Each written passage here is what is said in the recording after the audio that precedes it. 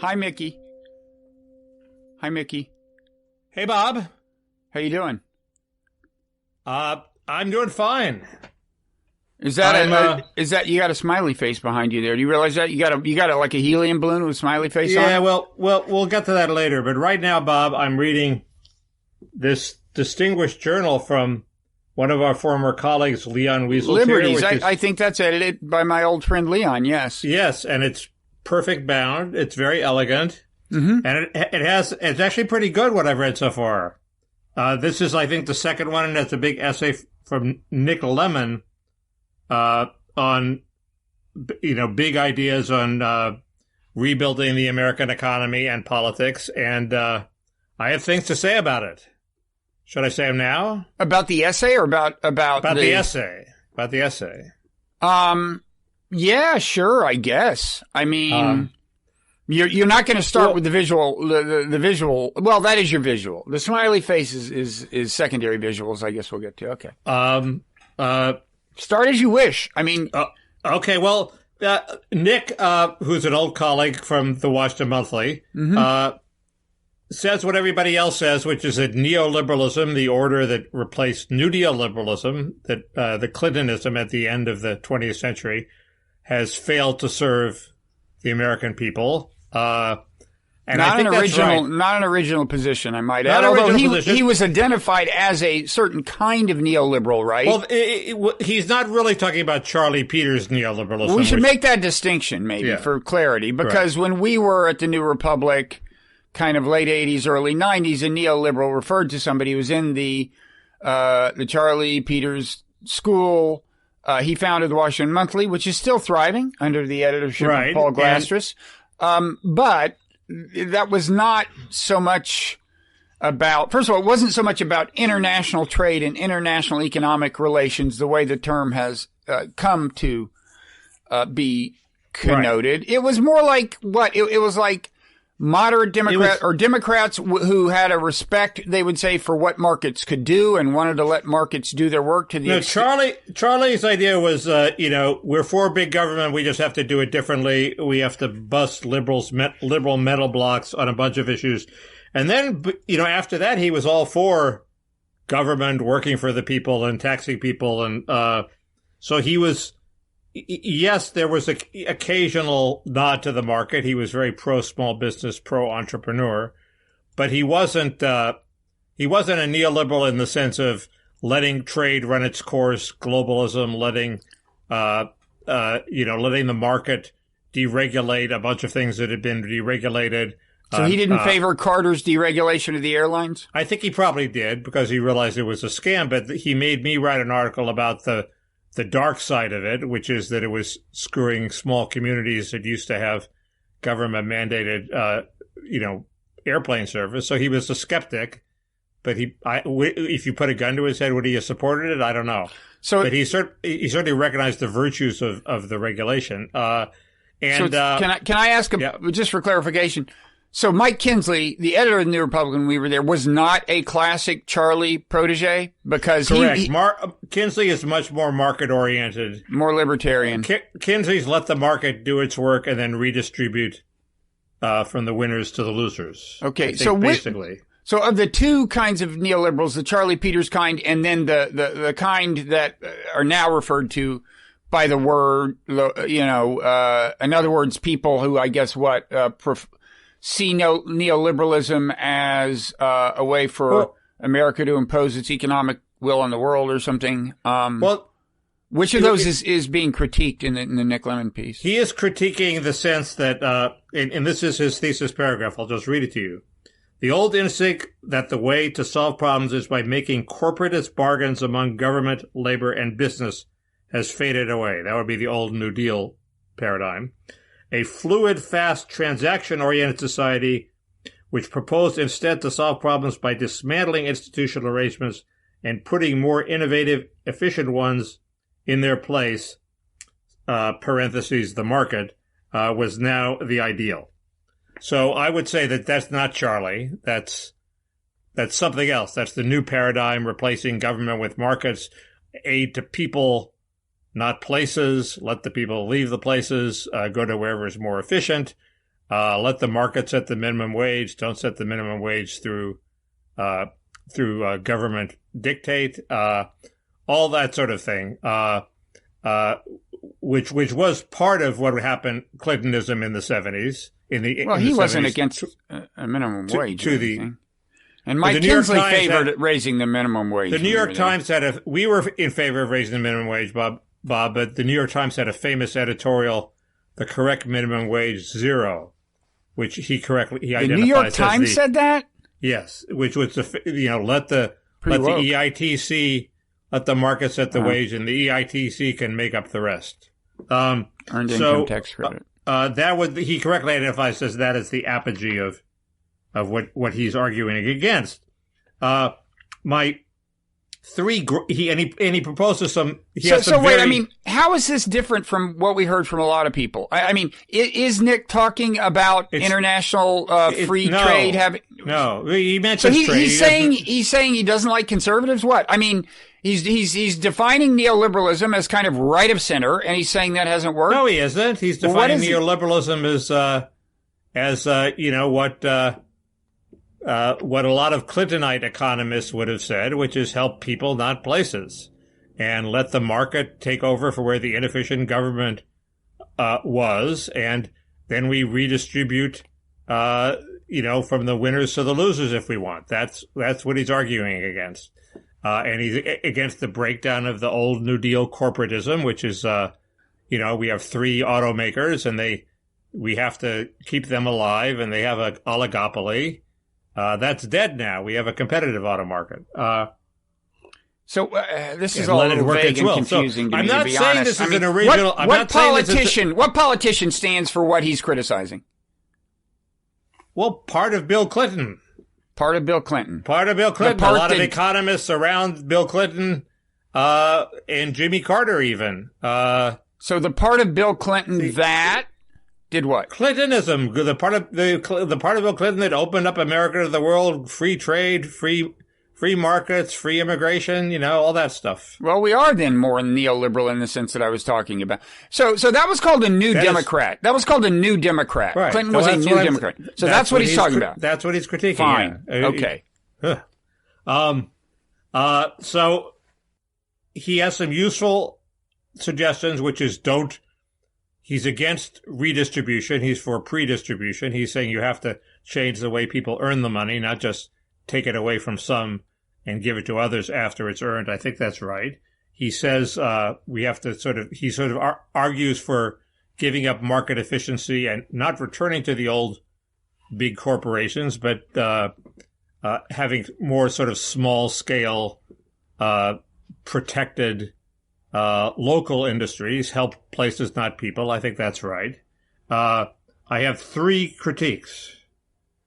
You want to hear them? But let me get clear. He's against redistribution. He's against income redistribution through a progressive income. He's for focusing on predistribution and not so much redistribution. And what is an example?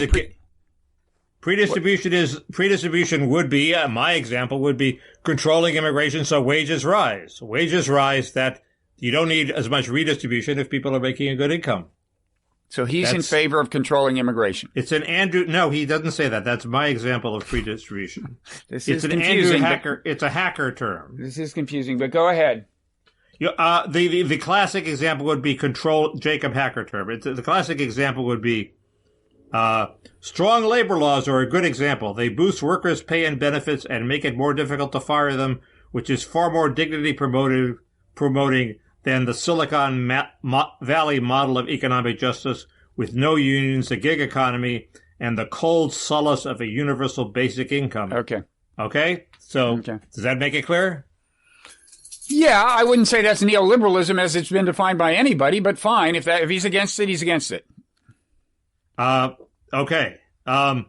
Anyway, neoliberalism is probably a word that should be retired, and we should come up with more precise Probably before words. He wrote the piece, in fact. Don't blame him. Everybody uses their word. Well, if you're going to use it in a way that people are using it. Otherwise, it'll just confuse things. Anyway. Well, he defined it, and he actually doesn't use it that much. I'm using it more than he is. So your beef is with me, not with him. Why are you in such a cranky mood? Because this Jesus, is let me get out my critique. Fine, but Mickey, I can't process a critique until I understand what you're critiquing.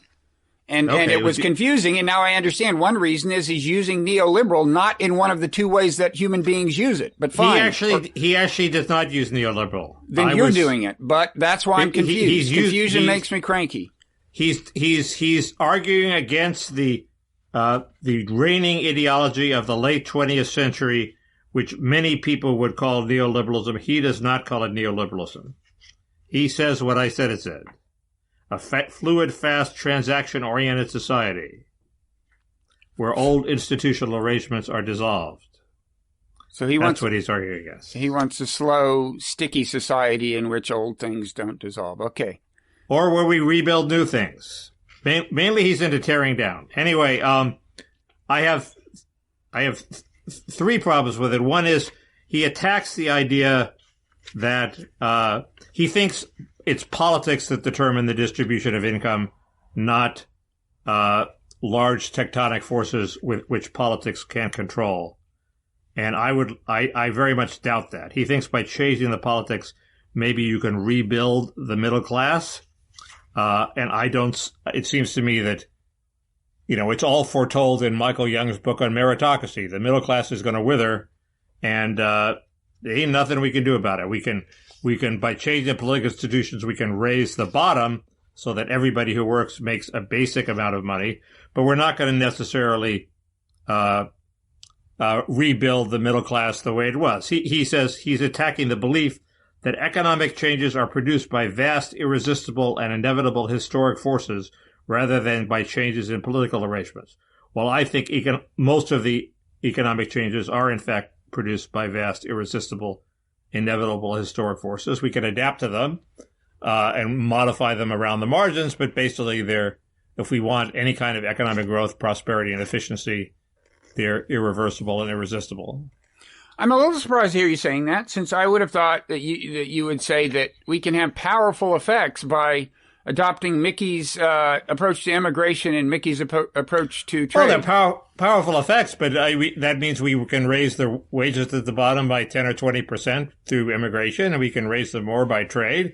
But we're not going to stop the rich from getting richer. We're not going to stop skills from being rewarded. We're not going to stop technology from rewarding people with skills and devaluing people who do manual work. Of course we can stop the rich from getting richer. Those are the inevitable tectonic forces, and we have to adapt to them by doing things like controlling our borders. We once had a 90% income tax rate. You could do that in principle. We didn't have a 90% income tax rate that was paid. We didn't have a 90% effective income tax rate. We maybe had a 50% effective income tax rate. Well, the point is, can you keep the rich from getting more rich? Of course, in principle. Now, maybe that the politics don't permit that. You can imagine the policies that would do that, and they might take a toll on overall efficiency. Who knows? Some would, but what keeps us from doing that is the fact that rich people already have so much power. I mean, you can't. The Biden budget is a perfect example. Sorry, the Biden budget is a perfect example. He's got 50 senators, and he can't get taxes raised on the rich. I don't think it's going to happen. It might before that, but the rich are still going to get richer. The basic forces underlying the economy are going to make the rich richer, even if so income inequality will grow inexorably. They would cut it a bit, and then they would start to grow again. It's been a trend throughout Democratic and Republican administrations. The rich have gotten richer. So you're saying there's no public policy that could keep after-tax income inequality from growing. That's your position. No, you could confiscate the wealth of the rich, and you could. Well, you can use the word confiscate. I call it an income tax, but the point is it's doable. None of the income raising the corporate rate 5%, which the rich don't even pay, wouldn't do it. That's not what I'm advocating. Doing all of Biden's loopholes closing isn't doing it. What about high taxes for people who make effective rate? In my book, which came out in 92, I figured you need an effective tax rate to do what you want of 50%. And at the time it was around 25%. So you basically have to double the effective tax rate on the rich. You could do that, but no country in the world does that. Sweden doesn't do that. Nobody does it. So yeah, in theory, one could do it. You have to have a fairly militaristic state, since the rich would start hiding their assets. But yeah. But it seems the main point is that America could be, in principle, if you could get the policies done, a radically different place than it is in terms of income inequality, in terms of educational and health resources available to low-income people. So, what are we arguing about? Things. What are we arguing about? No, but, I don't understand the point. We are so far... You're raising the point that the whole... We're arguing about whether we can restore the favorable income circumstances that we remember from the 50s through politics, or whether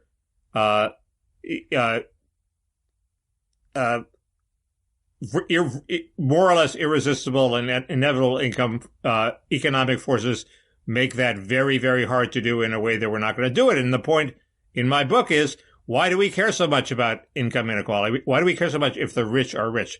We care about healthcare. We care about incomes at the bottom.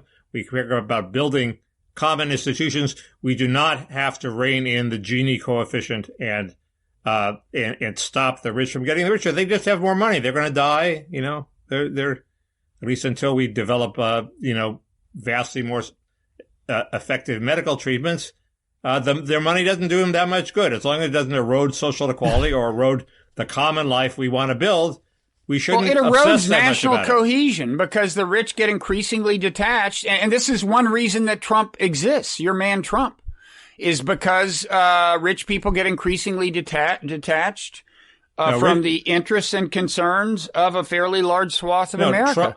Trump exists because the bottom 50% felt that society wasn't going in a direction they liked. That's what Nick is talking about.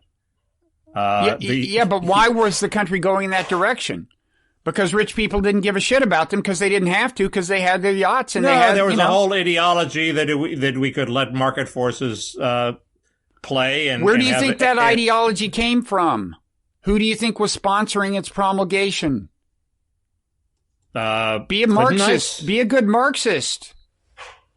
Superstructure determines whatever it is. Infrastructure determines base determines something. Whatever. Ideas. What Marx actually said is the ruling ideas are always the ideas of the ruling class. But the ruling class ruled in the New Deal, and it ruled in the late 20th century. The rich always stay rich. They always figure out a way to get ahead. It's not. That's because you want the basic. This is what I'm arguing against. You think that you have a very crude Marxist view that the rich determine what the income distribution is, and I say no. The underlying, what Marx called the forces of production, I didn't say that, determine what the income distribution is. You think politics can change the income distribution? Yes, I know. I think there's severe limits on what it can do. Well, you don't want to pay the prices that you think would be paid by doing it, correct. But the perfect example of this is like Elon Musk's obsession with going to Mars. He wants to go to Mars because the planet is headed downward. Well, how many people do you think are going to get to go to fucking Mars? And what do you think their average income is going to be? I mean, seriously, this is serious. This is his actual vision, is that the world is going to hell. Okay, well, let's just leave these billions of people on it and they get screwed. But me and my friends go to Mars and start a whole new race, and then humanity will survive. There are some people who have that view. I'm not one of them. Fine, but what does it say? What does it say about our culture? What does it say about the state of culture and politics that Elon Musk is considered a god, and that's his vision of how we respond to problems on Earth? Well, if people knew that was his vision, there would be a lot more critique. And why are you making me defend Elon Musk? I'm not. That has nothing to do with anything. It was a brilliant rhetorical strategy. It's like. It's, he's rich because he's making a car that people want to buy. No, but, because you're indifferent to any downside of extreme income inequality. And I'm here to tell you, I think there's a downside. I'm saying that if Elon Musk goes to Mars, that will in fact have not much impact on the way America is. Elon Musk will be in Mars, and we will still have the same problems. Actually going to Mars. We will still have the same problems we had before he left, and he's actually helping to solve some of them. I would celebrate his departure from Mars. I'm not worried about that. It's not like he goes to Mars and American society changes. I'm saying this is symptomatic. And who's and Bezos? I'm a little confused on his exact space salvation scenario, but I think it's largely in line with Elon. What does it say that you just start listing billionaires? It's like two of them want to go to Mars and the other one is hanging out with Jeffrey Epstein. There has been too much lionization of millionaires. I agree, and I blame Slate and the Slate 600 for the whole thing where helping the poor started to be not government programs to help the poor, but rich people doing alms to help the poor. That was a horrible trend, and that is a result of the vast income inequality, and it's bad. I agree. I'm not saying increased income inequality is a great thing and can be ignored. I'm saying we can control it adequately through mechanisms other than redistribution. So you're repeating basically the thesis embodied in the title of your book, The End of Equality. Economic equality is gone. Things are going to get worse. But if we build a few public parks where people can hang out together, the way, they can't. And you know why? I want to finish this. Which, by the way, they can't.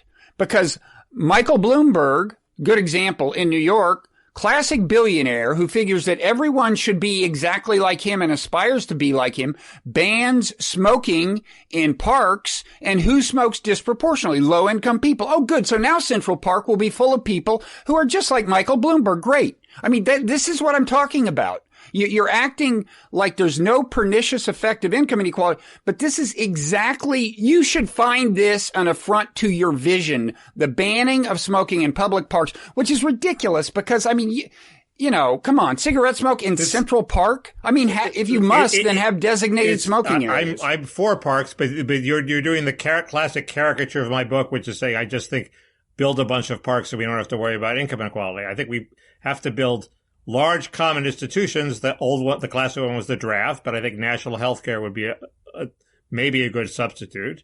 And I'm for raising incomes at the bottom so everybody at least has enough to live a life of dignity. And we can do that through a bunch of ways. We can do it through the minimum wage.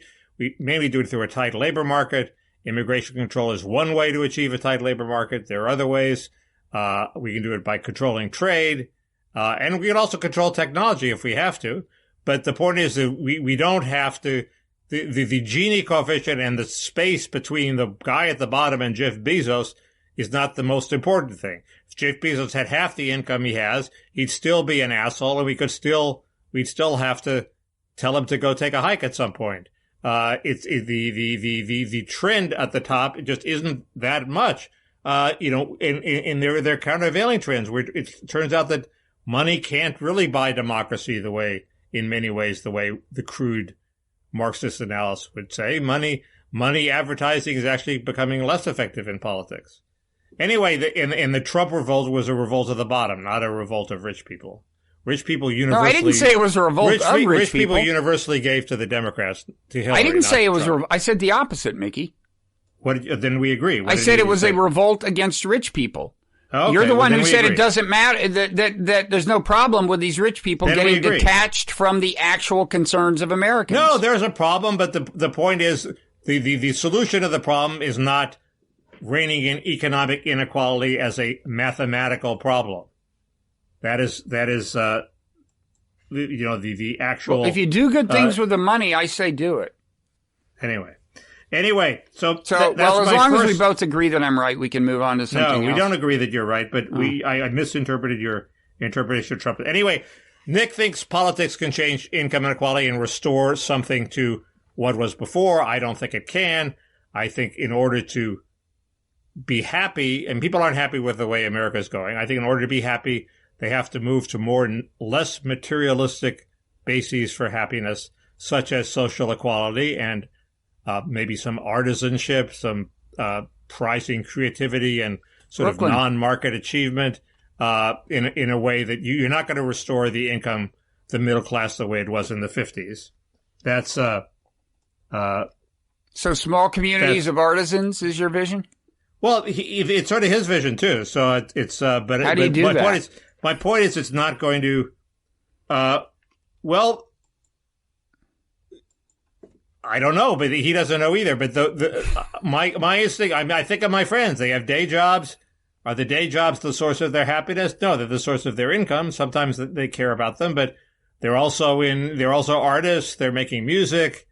They're doing all sorts of other things that give them self-esteem and satisfaction and the appreciation of their fellow men in ways that are not rewarded by the market. And, it's the Kafka model. Kafka had a day job. He worked in an insurance company that paid the rent, and he wrote novels at night. Okay. What was the most important thing in Kafka's life? Was it the insurance job? Apparently he was very good at it, but, no, it wasn't. So that's the sort of thing I'm talking about. Okay. And the other thing is he seems to be sort of my third critique is less important. He seems to be in favor of all sorts of checks and balances on the power of the expert elite that sort of would slow down society unnecessarily. The classic one that I would say we don't need is Wagner Act labor unionism. It seems to me that gums up the works more than that's one vestigial element of neoliberalism I want to retain is skepticism about the old New Deal style labor unions, which nobody seems to want to be skeptical about. But what can I say? Well, I think there's, one thing that has changed. An example of something a little bit inexorable is that, the more technology lets you offshore jobs and things, the more challenging things can get for labor unions. But there's some policy control over the extent to which that happens. And there are some industries in which it's not a problem. We talked about this a little. Amazon warehouses, those jobs ain't going overseas. They could be unionized, and you wouldn't see, the factories these warehouses disappearing.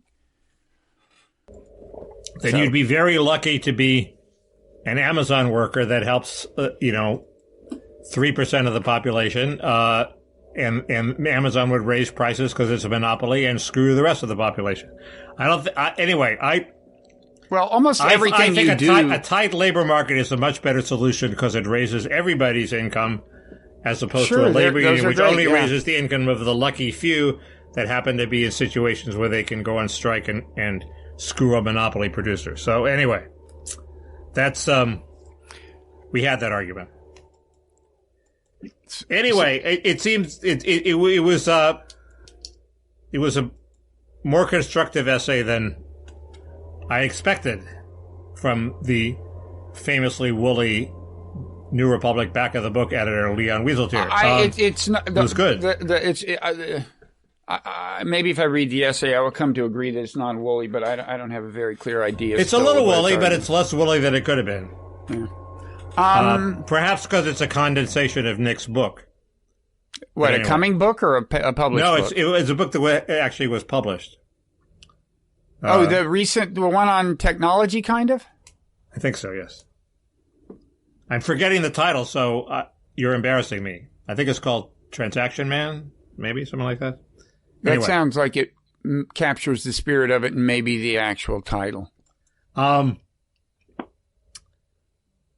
Anyway, that's... So what do you think about that Phil Mickelson? Since I've failed in my attempts to play golf, I don't understand what a big achievement it is. Apparently it's a big achievement. No, it's a huge achievement. I mean, well, he's the oldest. He's 1 month away from 51. Oldest person ever to win a major. There are 4 majors a year, kind of as in tennis. Previous record, 48, was set in the 1960s. So obviously it's just not easy. And look, I think, there's a reason.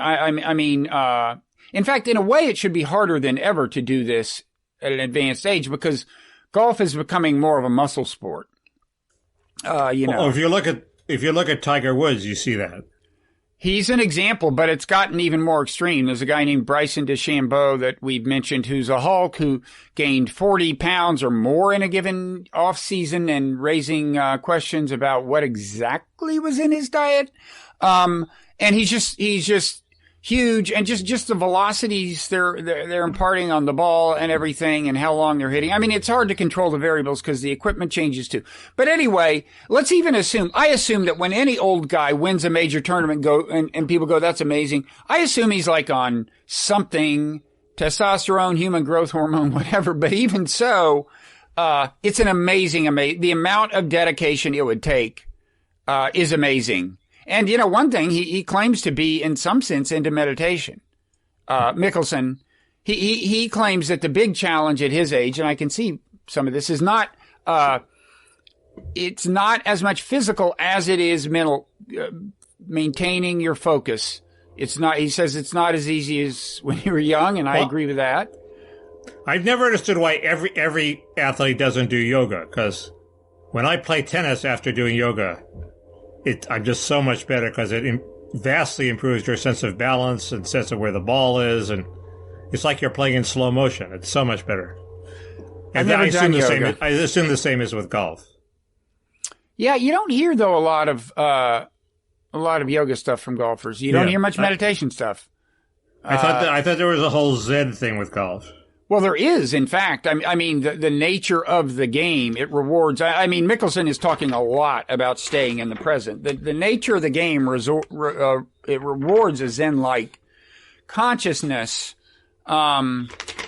It's like, Gandhi used to say, he didn't golf, but he used to say, strive on without hope of success and without fear of failure. That would be a good, I mean, of course you hope for success, you want success, but like, you're just not distracted by aspiration or regret or anything. There's a best-selling book there, Bob. It's funny. I wrote this. Gandhi on the green. That's funny. I wrote this line once somewhere, and my agent emailed me and said, if Gandhi had played golf, great title for a book. Let's do it. Didn't happen. So there was a bit of Epstein news. Did we talk about the prison guards last week? I didn't know about them. There's also Bill Gates news. Why don't you start? I didn't know about what the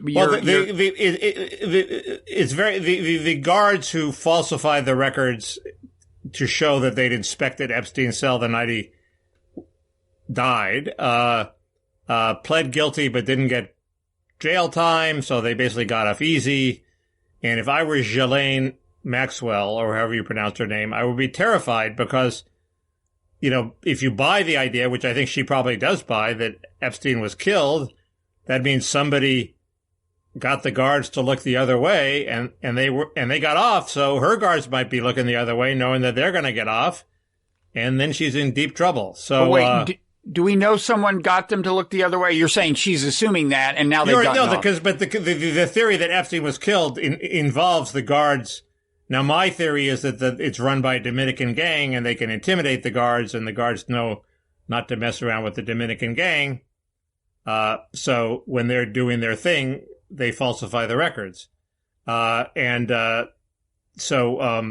whatever your theory is, if you think Epstein was killed, the guards had to at some point look the other way, or be distracted, or something, or sedated, or something. But they signed the record saying that they inspected the cell, and apparently they didn't. So they're getting off scot-free? No, there's some penalty, but it's not jail time. That is lamentable. The whole thing is scary. That they that in principle, a sufficiently rich, well-connected person can get almost anything done is scary. We'll see how this ends up. Now, you think that there could be a big headlines yet to come about Gates and Epstein. I mean, your premise is that this divorce may foreshadow stuff coming out in videos, maybe, of Gates in Epstein's mansion or something. It could be. It could be. It could not. I'm 50-50 on that.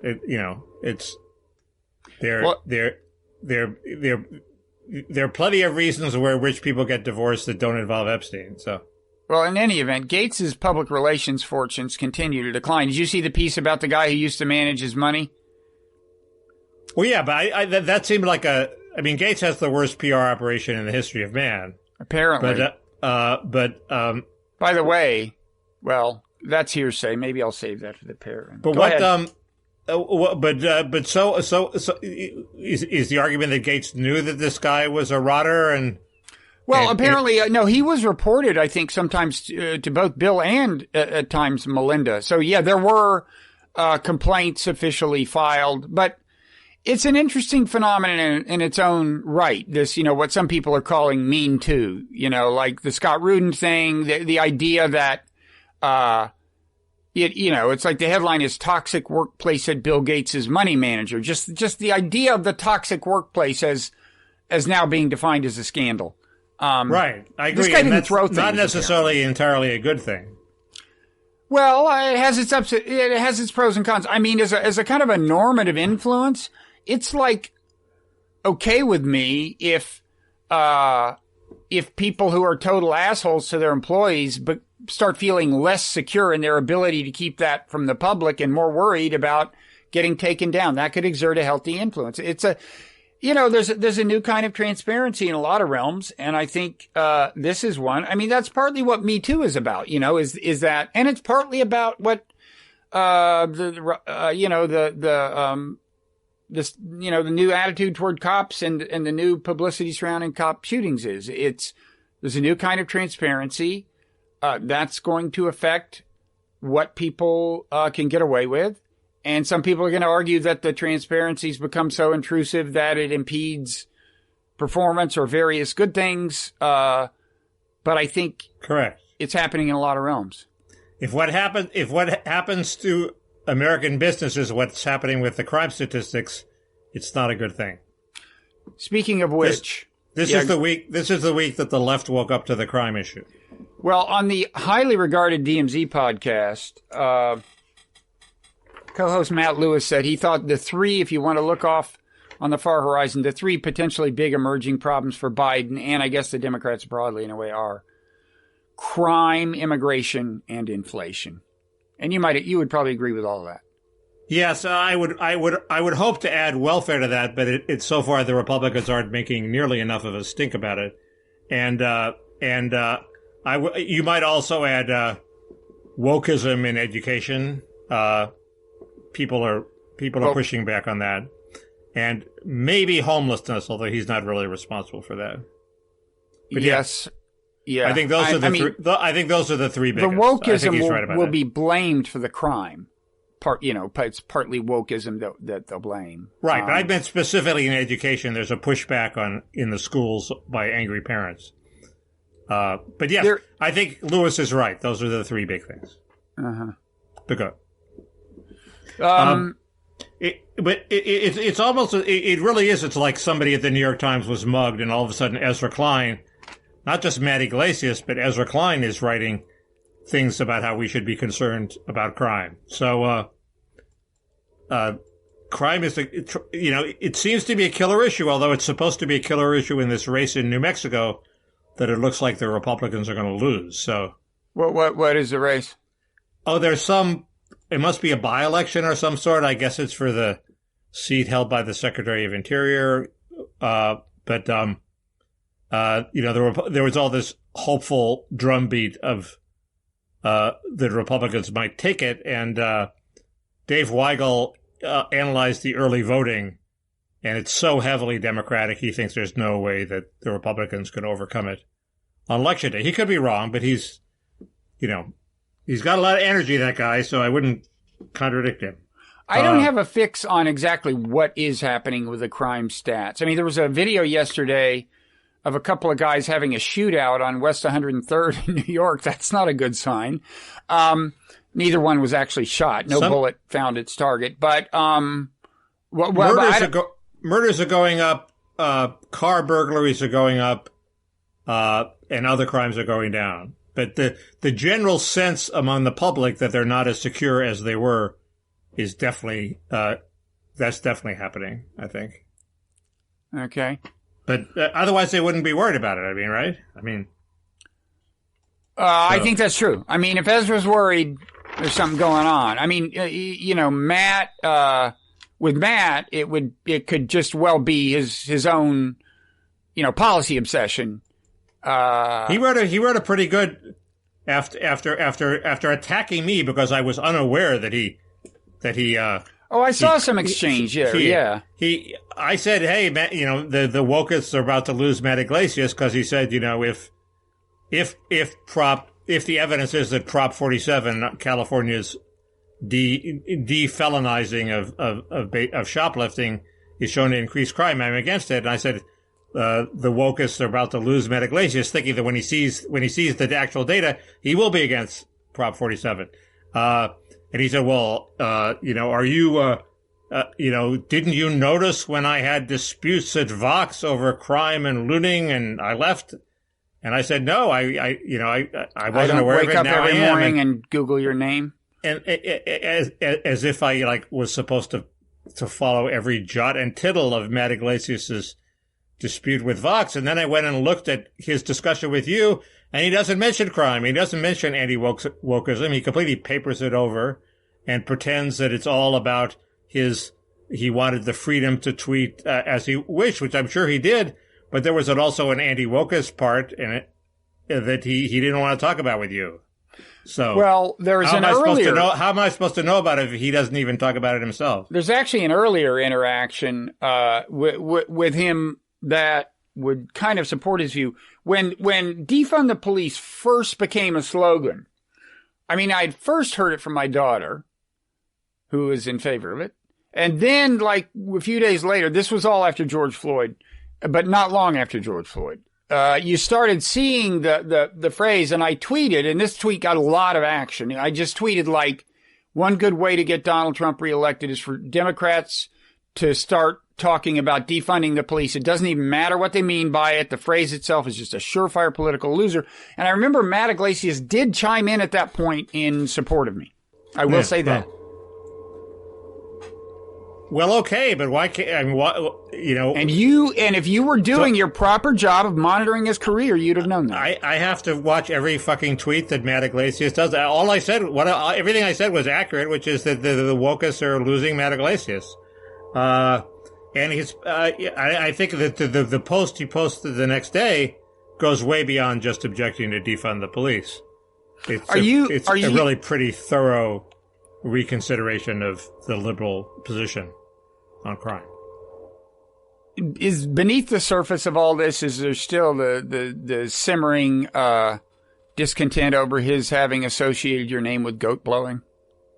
Well, I didn't like that, but in retrospect, I overreacted to that. I mean, he was just making a point that, I was leaping to conclusions about John Edwards, where it turned out I was completely right because I knew that I was right.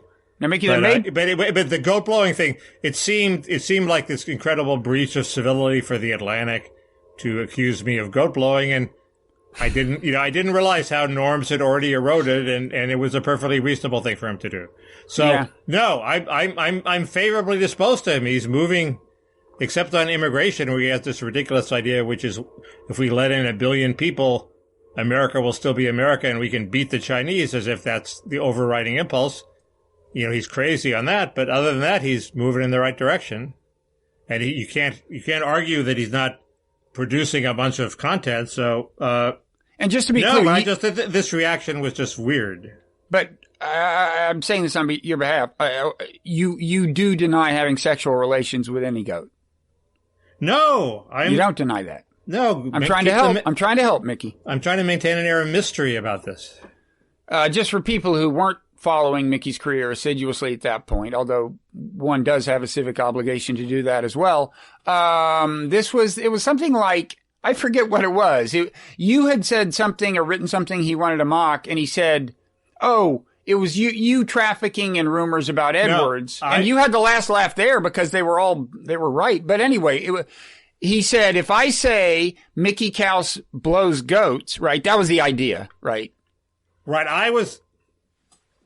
He was saying that my allegations to Edwards were the epistemological equivalent of him saying that I blow goats. The first time, by the way, that the word epistemological appeared within 5 words of a reference to having oral sex with goats. But go ahead. But he used it first, I believe. But anyway, so this thing that I blow goats was a shtick started in a previous scandal, which was the Kerry intern scandal, where I bit off and I wasn't vindicated by events, although we still don't know exactly it's a murky area. But the Edwards thing, it then got recycled for the Edwards thing, and I was right there and he was wrong.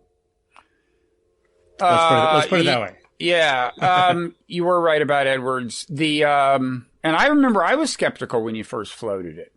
What I didn't emphasize, the way I blew, I mean, I don't say I behaved very well. What I should have emphasized and gotten across to people was that I knew that it was true. I was trying to pretend that I had to gather the facts and blah, blah, blah. Well, that's not altogether straightforward of you, Mickey. I knew that it was true. Well, I was trying to play by the conventional journalism rules. I mean, Isikoff knew that Clinton had gotten a blowjob from Monica Lewinsky, but he didn't just come out and say that, right? He reported to try to prove the conclusion that he already knew. That happens all the time in journalism. I'm saying I should have been transgressive and somehow gotten across that I knew. This leads I wasn't going to prove it journalistically. Leads us to a question about the great man theory of history. If your good friend Michael Isikoff had never been born, God forbid, would the Monica Lewinsky story never have surfaced? While Clinton was president, maybe not. Yeah. Although, there was a small conspiracy of right-wingers, like Lucien Goldberg, who might have gotten wind of it and gotten it out some other way. It was actually a vast conspiracy. It's not as clear as the Edwards thing. He happened to have an affair with a woman who was like the biggest blabbermouth on the East Coast. So that was a poor choice of lovers. But Lewinsky, wasn't such a huge blabbermouth, I don't think, so it might not have happened. But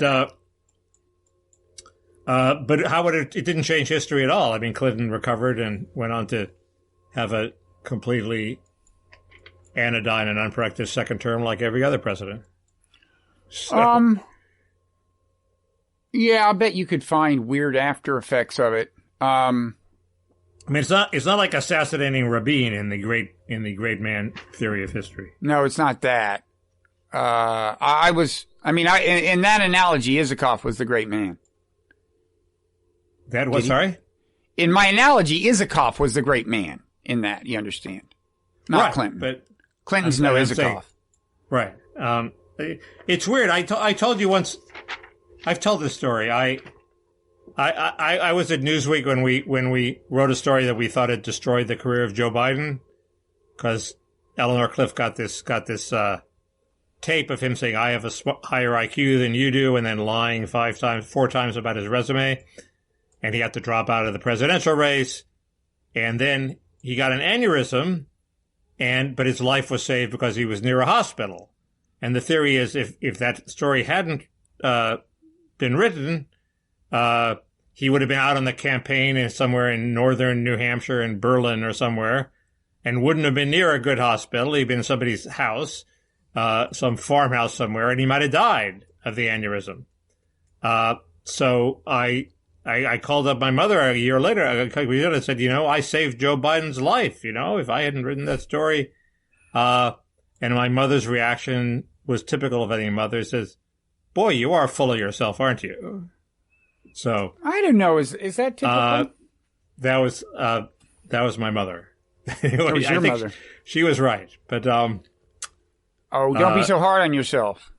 Anyway, but I don't know who's the great man there. I think Joe Biden probably is, but you want to return to the sports beat? This is a great transition. Are we through with crime? I guess we're through with crime. Well, say what you want. I genuinely don't know the story. I don't have a sense. Well, is it related to?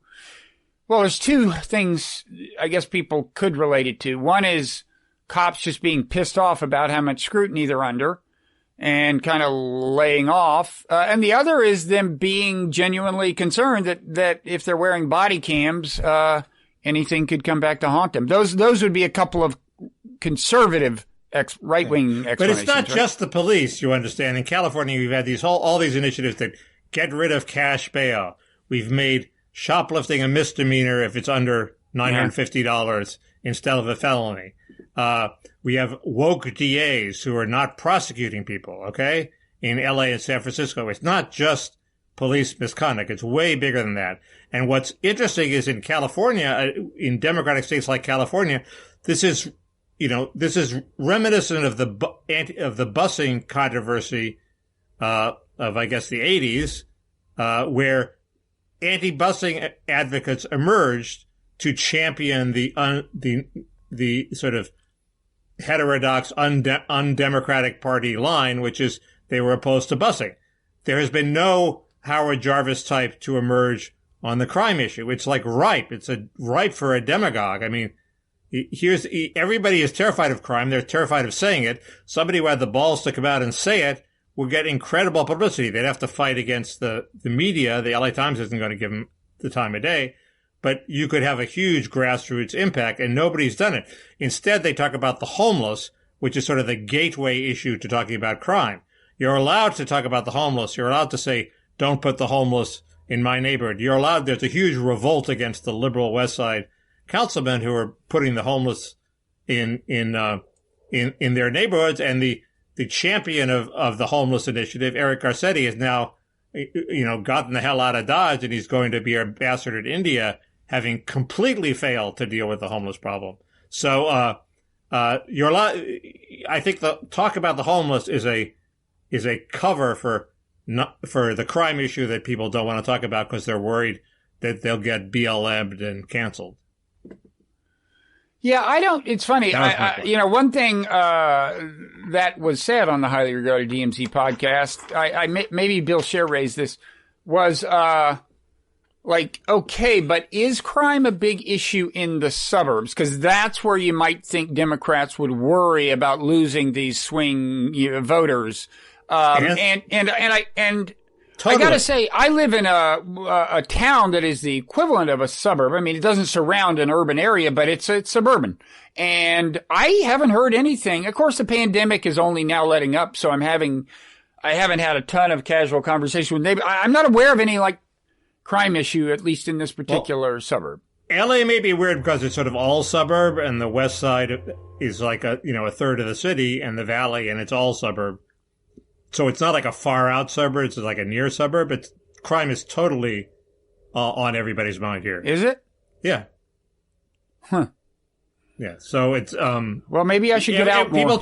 People changing their behavior. I was going to walk to a restaurant the other night, and I decided it was a beautiful night.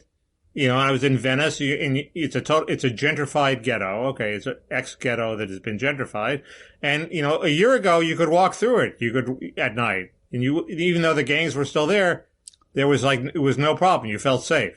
Now you can't do it. Mm-hmm. So it's fucking up people's lives. Well, the time is ripe for a certain kind of candidate. Then, if you're right, and that candidate could have something in common, right, with Donald Trump. And we have a recall campaign. So if you were that person, that candidate, you could enter this recall, and you wouldn't win, but you'd get a chunk of the vote and make a name for yourself. And Caitlyn Jenner is not that person. Now, Mickey, I'm waiting for that person. Speaking of grave crimes and Donald Trump, the New England Patriots have been involved in various crimes. You're aware of Deflategate, the football controversy? I always thought Deflategate was a bigger scandal than people. It is big. And you know what their big scandal was before that? It was like a video. They were secretly videotaping. Spygate. Spygate. Very good. And do you know... what senator? They say I'm not in touch with popular culture. I know. You say that about me. I say, what do I say about you? I don't claim you're not in touch with anything. Although I must say, probably if we had a discussion of quantum physics, you would exhaust the limits of your comprehension before I. No, actually, quantum physics is a bad example. There's a new discovery that Einstein's general relativity doesn't predict the configuration of dark matter. This is, but that's on Drudge, Bob. All I have to do is the first I heard of that was on the BBC this morning, and I have to say, although I have a lot of respect for the BBC, they did a completely terrible job of illuminating that story. I still have no idea what the logic of that story is. Well, I don't know why Einstein's general theory of relativity would predict that dark matter would be uniformly distributed or more uniformly than it is, but There we've reached the limits of well, my understanding. Actually, but you just improved on the BBC's treatment. Okay, I swear. Well, the Drudge linked to a story that explained it that way. So anyway, Drudge, not the BBC. That's back to Spygate. You know what was disclosed this week? We already knew that Senator Arlen Specter, God rest his soul, he was trying to have these Senate hearings on Spygate. After all, it is a very important thing. It's, you got foreign policy, you got Spygate. He wanted to have Spygate. Plus, no doubt he was a Philadelphia Eagles fan. You know who personally intervened to try to get him to not do that and kind of suggested that, there could be some big campaign donations coming your way out of Florida if you don't hold these hearings. You know who that was? Donald Trump. I know that came out. Donald Trump. You're right. I don't think that's there are spy scandals. I think it reflects very badly on the moral character of the Patriots and its owner. But there was a huge spying scandal in Formula One, which is like the world's most lucrative sport. But it's run by this one guy, the same guy who got caught dressing up as a Nazi in sex parties. He survived that. He runs Formula One. He runs Formula One, and Mercedes, I believe, and McLaren were caught in like some massive spying campaign, and he fined them like $2 billion, and they paid it. Wait, who had the power to fine them $2 billion? The head of Formula One. I forget what his name was. What was the infraction? I got totally distracted. They were like spying on their. It was a heinous violation of the rules, and they were spying on their opponents or something. And Formula One is so lucrative, and this guy is so powerful that they just ate it and paid it. There was no appeal. There was no lawsuit. They just paid it. Because, see, I got distracted at the moment where you said the guy who got caught dressing up like a Nazi at sex parties. And this guy was caught at sex parties where it was like various forms of sadomasochism and people pretending they were prison guards and something. And bizarrely, the universal reaction in Britain was, this guy's private parties. What are you doing? What's that our business? And he survived. Well, do you think that would have been an appropriate reaction if he had taken the swastika off? I mean, if it had just been your garden variety authoritarian. Essential to the fantasy. What? I think the swastika was essential to the fantasy. Well, okay, but in my thought experiment, he takes it off. Would it then be a person's private business? I sort of think it was his private business anyway. Oh, okay. So you agree with the Brits. I thought you didn't. I'm just saying he survived this thing that in America you wouldn't survive. Well, he's not a politician or something, right? What is he? Right. He was head of Formula One. Oh, he was head of Formula One. Yeah. Who the hell is he to fine somebody $2 billion? Well, that's the point. That's why I brought it up. It's all falling into place. I'm sorry it took so long. Even this guy who was clinging to his office by a thread had the power to fine Mercedes billions of dollars, and they paid it. Do you want to guess what other story this week reflects unfavorably on Donald Trump? Although this one also reflects unfavorably on Joe Biden. And by the way, viewers who know more about Formula One are going to tell me I got the numbers wrong. I'm sure I did, but go ahead. I didn't even know exactly. Formula One, is that... No, that's not an Indy-style car, is it? What is Formula One? No, Formula One is Grand Prix cars. Okay. And they have it's heavily regulated. They have very precise regulations of like what you can have on the car and what you can't. And then they compete within these regulations. So stock cars, Formula One, and Indy. That's about it in auto racing. Right. And the headline for people who don't follow Formula One is, for the first time, the champion for several years now has been a black man. Really? Yeah, Lewis Hamilton. I had no idea. Yeah. Right. I once was in a green room with who was this super famous race car driver? There's not a Jimmy Johnson super famous race car driver, was there? Stock car driver. Damn it. Sure, there are hundreds. Yarborough, he got killed. No, Jimmy Johnson. He's famous for he's the link between the moonshining origins of NASCAR and moving to be a formal racing series, and he was the champion for years. Yeah, Tom Wolfe wrote a famous essay about him. So I think I met him in the green room. Really? Nice. Yeah, that's a big deal.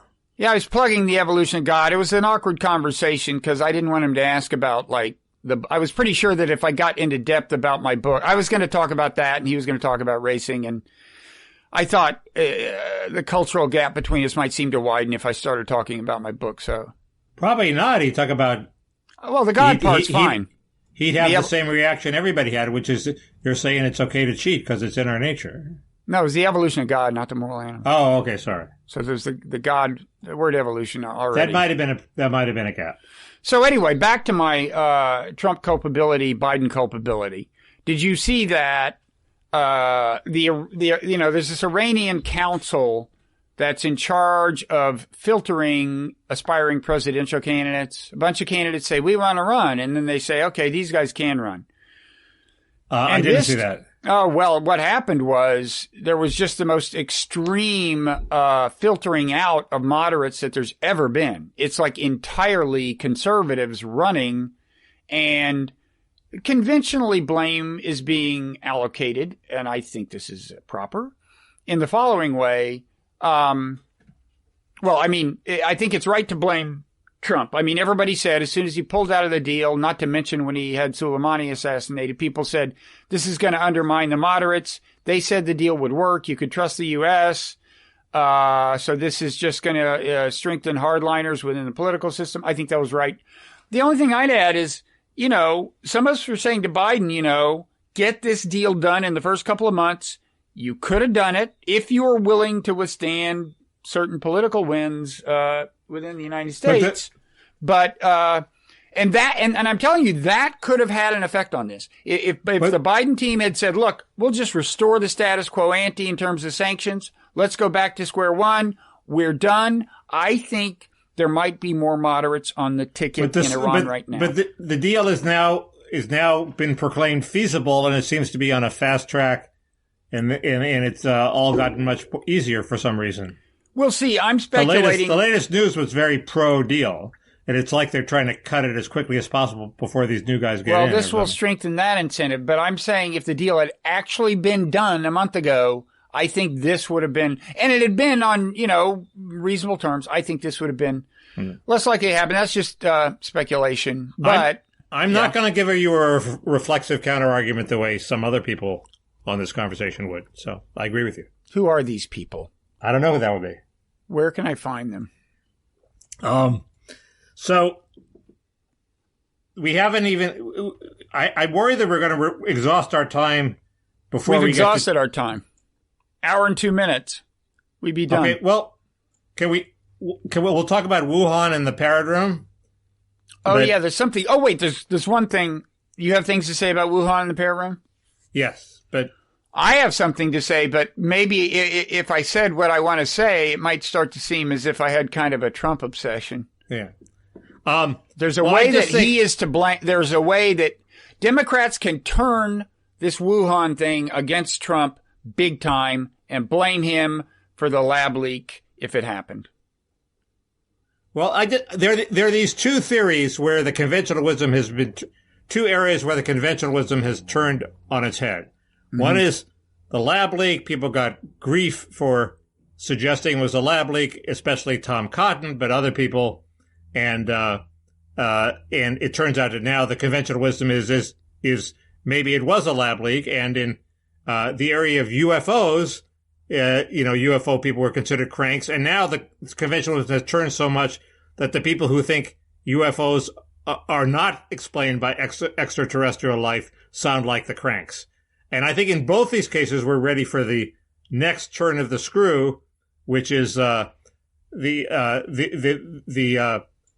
lab leak hypothesis. The pangolins may make a comeback. If you read Ann Coulter's column, most recent column, she finds some pro-zoonotic evidence. They have found the foreign cleavage, as I call it, the foreign cleavage. In some natural areas, some people say, and there were still the vast majority of early cases were from this wet market. So, that may make a comeback. And in the UFO areas, Bob, there's... Are we getting back to your balloon now? There's the balloon theory. That's why now, technically, that's a UFO, right? That's why the balloon is here. There are people who are saying it's just weather balloons photographed from a particular angle. There's a video on the web that fairly convincingly shows that one video where the balloon seems to be skimming across the water at fantastic speeds is really just a question of the angle of the video was taken, and there's actually a picture. But which video is that? It's narrated by a Brit. I don't know. He has all these angles and trigonometry. It's not the one where in the original video the fighter pilots are going, "Whoa, did you see that?" to each other. There are two of them where they do that. It's one of them, but it's not the one where it dives into the water.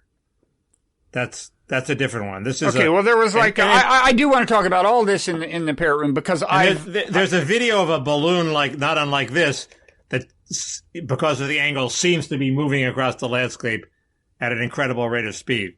So I predict like a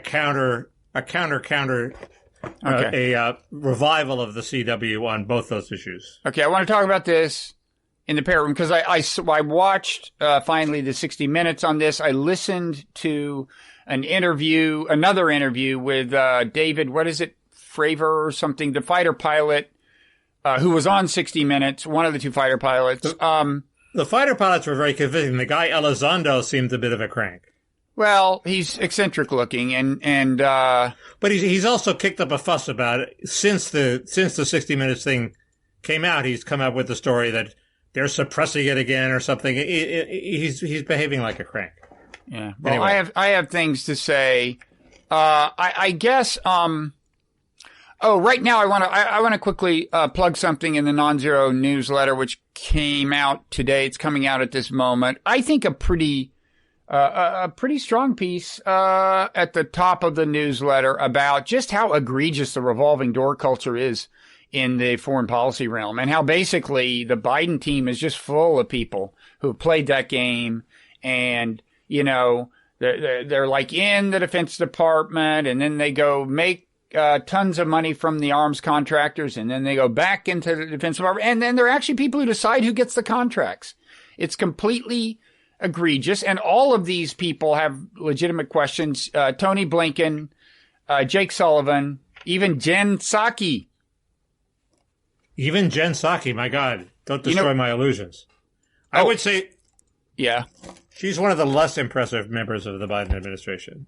I like her, but my wife thinks she should get a hair clip, and so she doesn't have to keep doing this. She keeps saying the border is under control and the rising crime is because of lack of gun control. And your reply should be, the border is like your hair, lady. It's not under control. Well, she shouldn't say things that are such obvious bullshit that nobody will believe them. Another quick newsflash. This is also in our newsletter today. I believe this is in the paid section for subscribers. And, well, anyway, the Belarus story, this plane that was forced down. Yes. I just want to quickly say that I'm actually in favor of creating a ruckus because they were violating international rules and norms. So although it's in a sense an internal matter, this guy is a political prisoner, and I'm not, as you know, generally in favor of, getting too forceful when things are strictly speaking internal matters. This is more than that. But I would also say, in the spirit of whataboutism, did you know that in 2013, the Obama administration got, because there was a plane that they thought Edward Snowden was on, and some people would say he would be a political prisoner if he wound up in an American prison, which he would have if he had been on this plane, because the Obama administration got our European allies to deny them airspace. And so finally the plane had to land in Austria, another of our airlines, I think, because it needed fuel. And Austrian officials boarded it, took a look. Edward Snowden wasn't on it. Now, this, I think, was not a commercial airline. It was and this in a way makes it even worse. It was the official plane, I think, of Evo Morales, a head of state. And we basically forced it down to look for a guy who we considered a security threat. And of course, what Belarus would claim about this guy is he's a security threat. He was one of the main orchestrators of the... You didn't send jets to intercept it over... Was it over Belarus airspace or was it over somebody else's airspace? Well, first of all, in this case, the jet isn't what did it. The jet showed up after they had already agreed to land. What did it was the fake bomb story. Okay? But in either event, look, there's That's a lot different than denying official access. Well, no, wait, what's more? No, this turned out to be just as successfully coercive. It forced them to land in Austria. Okay? Well, the test for whether something is wrong is it successfully coercive. It's what the means you use to coerce are. And just an official saying, no, we have every right to deny you our airspace, we're denying you our airspace, that seems a lot more legit than phoning in a fake bomb threat. I don't know. I mean, I just don't see a huge difference. At a minimum, I would say this reinforces what I'm always saying. If we want to preach to China and other countries about restoring the rules-based order, let's obey the rules. I mean, remember, this is a head of state. This is a head of a sovereign state. And we are basically, in effect, forcing his plane down and sending someone on his plane, which you'd think is sovereign space, to see who he's got on board. Right. And we were wrong. Okay. But again, what Belarus did is unacceptable. You'll have another chance to make that point when we talk about Wuhan. Yeah, I have a good point to make there, believe me. So this will all be in the Parrot Room, available at patreon.com/Parrot Room. But I also want to talk about... Festival of Whataboutism. I want to talk a little about cable news ratings. And what else? Are we hyping the Parrot Room now? Because we have a whole bunch of things we haven't talked about. Well, yeah, we've been at this an hour and 10 minutes. We haven't talked about the January 6th commission going down. We haven't talked about Mickey's fears about what's happening with the budget negotiations. Let's see. We haven't talked about election paranoia and who's right and who's wrong. We haven't talked about Hunter Biden. Well, that's definitely material. Corruption scandal increasing. Hunter is definitely... The corruption scandal, there are two new things about that paint Joe Biden in a much worse light. We haven't talked about the great left-wing proposal to lower the Medicare age to 60, which they should do immediately. We haven't talked about why COVID is suddenly disappearing if we don't have herd immunity. What the fuck is going on? I think we are pretty close. Well, we can talk about that. I think we are pretty close to herd immunity. We haven't talked about New Zealand, the left-wingers cracking down on immigration to raise wages. We haven't talked about all these reporters who, the Wilder woman who worked for the AP getting dismissed for controversial tweets, and the New York Times woman. We talked about her last week. Did we talk about the New York Times woman who said we should stop talking about Wuhan because it has racist roots, not losing her job? Wait, should she have lost her job? Who said that? No, she should have been taken off the beat, though. Oh, she's a reporter who said that? She's the reporter on the COVID beat and said, soon we'll stop talking about this theory and acknowledge its racist roots. By the way... Well, if the theory is true, and it's her job to find out if it's true, maybe we should keep talking about it. By the way, you mentioned Tom Cotton. I'm pretty sure that early on, when people were ridiculing him, he was talking about a bioweapons lab. This is not a bioweapons lab. Well, we don't know. It could have dual use. It could be a bioweapon that leaked illegally. Well, look, there were a lot of... You've convinced me that it's not a bioweapon they launched intentionally, but they could have been doing this gain-of-function research for two different reasons. One is the standard gain-of-function, and the other is it might come in handy as a bioweapon at some point. Well, we have, there was a lot of involvement of Western scientists, including American scientists, in this lab. And I think we have a pretty clear idea of what was going on. And we still have no fucking idea what was going on, so why would we know about a bioweapon? Actually, we knew more that was going on than has people commonly acknowledge. And in fact, during the Trump administration, some U.S. diplomats did visit, or U.S. officials and diplomats did visit the Wuhan lab, And in 2018, they wrote a cable expressing concern about the safety situation there and saying the U.S. should do something about it. And the Trump administration didn't do shit. Okay, that's January of 2018. I thought they did do something, but it was ineffectual.